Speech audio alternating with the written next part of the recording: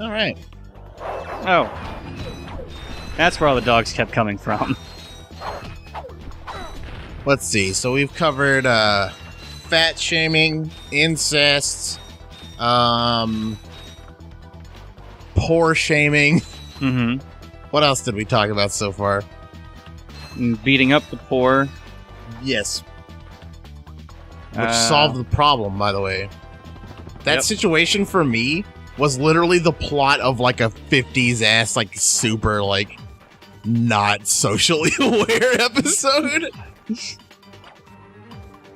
It's like that episode of fucking, what was it, Cheers or whatever? Where some fucking, like, some gay people came into the bar and they kicked them out and they were the good guys in that story. Yeah, no, that was fucked up. I like watching that old shit, though. Yeah. Because of that. Like, it's pretty funny to see what, like... Neat to see how far we've come. Yeah. And also how far we haven't come. Yeah. Interesting is all I'm saying. Yeah, no, it's nice to go back to these, like, period pieces and see, like what's changed. Because The Simpsons did an episode like that, too. And that's still a show that's on the air. Really? Yeah. What did they do? There was an episode where Homer was worried that Bart was going to be gay. Oh.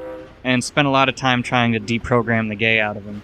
Oh. I mean, by the end of that one, he kind of came around, but I mean, still for the most part, it wasn't very, like... Gay was still the punchline to the jokes. Oh, you know? okay. Just being gay was a punchline. Right, I see. Yeah, that's a pretty common thing. Like, it's like dressing in drag. Like, it was the same kind of like shit. Like the same kind of people you'd see dressing in drag for the sake of humor, or the same kind of people you would see like making fun of gay people for humor, like that kind of shit. Yeah. And I'm knocking a lot of people off the train to their death. I like it. It's also pretty easy to see, like, you know, why they were doing it. Like, at the time, they weren't doing it because, you know, fuck the gays or whatever. Well, I mean, the Cheers one probably was. Those guys were, and some of them were, definitely. But, like, this is the thing with, like, social progression and things like this, is those people at the time do not realize that they're being assholes. They just don't know. Exactly. What they're doing is they see something they think is weird. Weird shit is easy to make fun of, so they're going to make a bunch of joke about this weird thing. At the time, that's what they were doing. We're doing it right now, probably. No, all the time. Every day. I'm sure we're doing it. I mean, that's just what you do. That's what humor is a lot of the time. You just see something weird. That are different than you. Yeah, you see something that's weird. You comment on it, and then, bam. Jokes. I gotta do a whole train over? Oh, man! This bit was a lot cooler in the remake. Oh, yeah? Yeah. Well, these are just, like, empty, like, trailers, I guess. Yeah. And, in the remake, you gotta do some, you know, platform. There's, like, part of one where you, like, break off a, crane or whatever the fuck, and you, like, swing that sideways around to get to the other cars. Man, this is why I don't mind. A lot of people are like, fuck remakes, fuck reimaginings, fuck sequels, fuck all that shit. Well, fuck you. No, dude, like... I don't like it in movie form, but in video game form, it's oftentimes pretty awesome. Sometimes in movie form, it's good, man. Like, sometimes, like... Yeah, the Dawn of the Dead remake was really good. Dawn of the Dead? They made a remake of that? That one, that's the one you're thinking is the original, probably. The one with, I don't remember any of the actors' names. Dawn of the Dead is that, like, 40s fucking, like the original zombie movie, like... Well, you might be thinking of Night of the Living Dead. Night of the Living Dead, that's what I'm thinking of, yeah. And they probably did remake that, but Dawn of the Dead was also, I think, another Romero film. Yeah, it was like a sequel, wasn't it? Yeah. I believe it was a sequel to Night of the Living Dead. I don't remember. I watched... Night of the Living Dead came first, then I think it was Dawn and Day, and then all those... Yeah, Day of the Dead or whatever, Day of the Living Dead or whatever it's called. Wasn't that the one they were in the mall? Dawn of the Dead was. Okay, and then Day of the Living Dead was the one where they're, like, underground or whatever in that military base or whatever. I think so. With the zombie that could, like, talk on the phone. Well, it could hold a phone, it couldn't really talk, but... That one was fucked up. Like, of all the Dead movies, I feel like that one was the most fucked up. Why?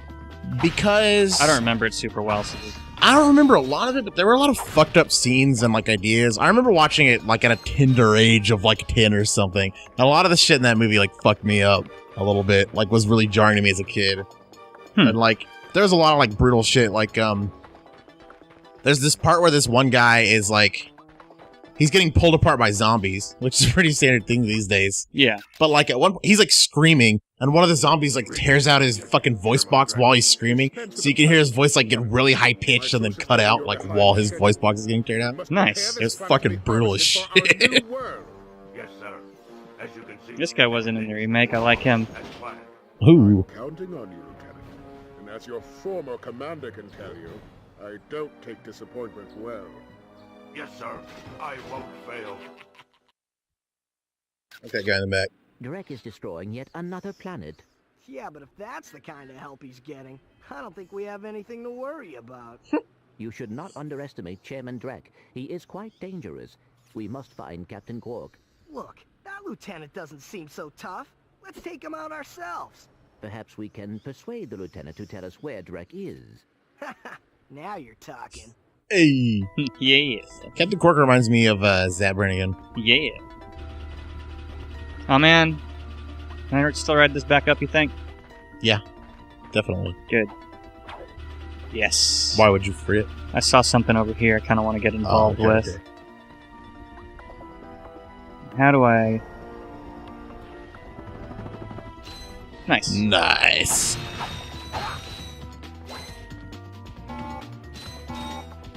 I need more glove ammo, man. I used a lot of it. Wait, what's that? The bomb glove? Yeah. Man, there's not enough, like... There's not enough bonus shit here. Like, you should have found some, like, cool shit up there other than just, like, ammo and bolts. Well, I mean, really all you're looking for are those gold bolts, and I've found... I mean, there's only, like, 2 or 3 per level, you know?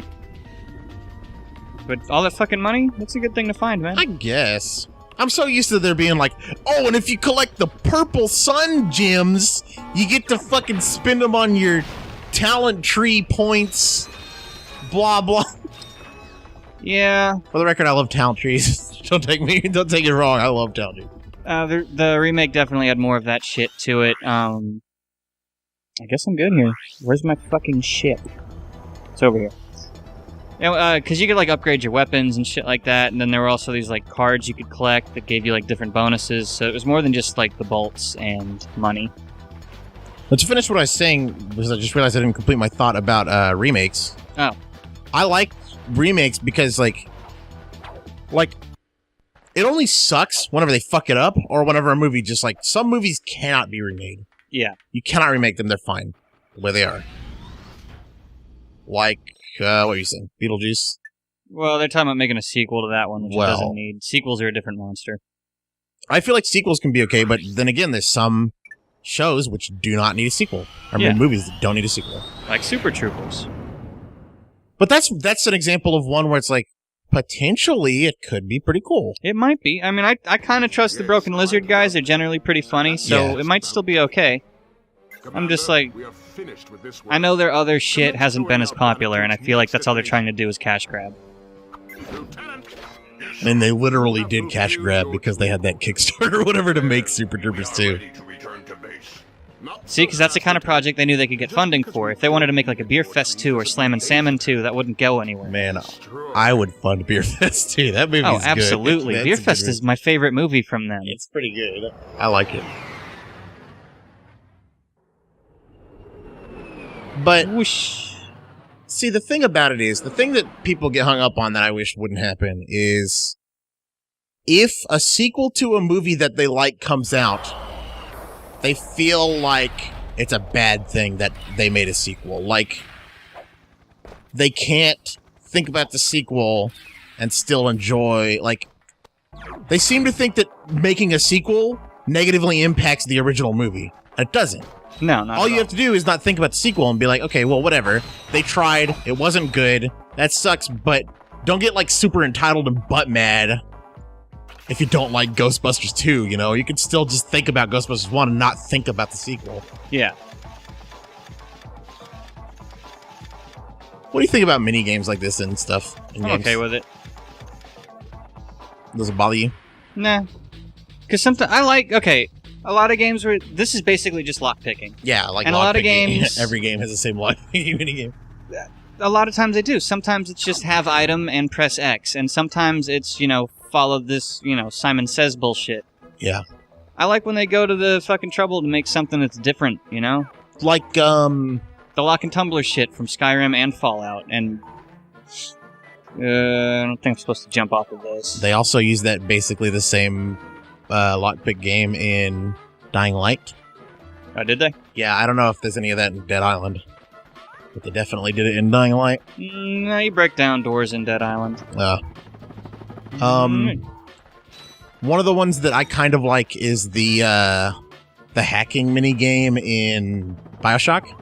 Hacking games, yeah. Yeah, where it's like They do another good one in Deus Ex. It's got a pretty good hacking game.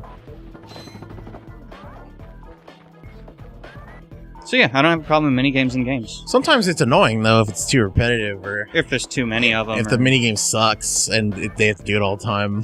Yeah. So, I mean, really, you can't blanket it like that, then. You can't say, yeah, I hate all minigames because this one game did it poorly. I mean, yeah, just like sequels. Yeah, everything's got to be taken, like, piece by piece. Exactly. Although I'm still more than willing to say that a lot of sequels don't need to be made. Just because, like, there's no reason to. I mean, a lot of the time, it's like... Oh, shit. Yes. Oh, nice. A lot of the time, they're going to make a sequel, and just immediately, as soon as you hear they're making the sequel for X movie, you know that's not going to be good. It's not going to be something you want to see. It's going to suck. There's no way. Like, it's a really obvious cash grab. Yeah, well, most sequels are just cash grabs, because that's all they're trying to do is, damn it, I lost my luck. But the thing is, like, there's a lot of movie universes or whatever where a sequel is great. You know, you want more of that setting and plot and all that shit. Yeah. You know? Like Super Mario Brothers. God damn, they really should have made a second one of those. I wanted a second one. There was a webcomic written by one of the guys that, like, wrote the first movie. Oh, wow, really? Yeah, that was kind of supposed to pick up where the movie left off. Oh, shit. Is it any good? It didn't go on very long. Oh. So, yes. Most comics that cut off super early are good as fuck, in my experience. Well, yeah, actually, like webcomics, yeah. Yeah. I mean, not shit on my ass. Ew.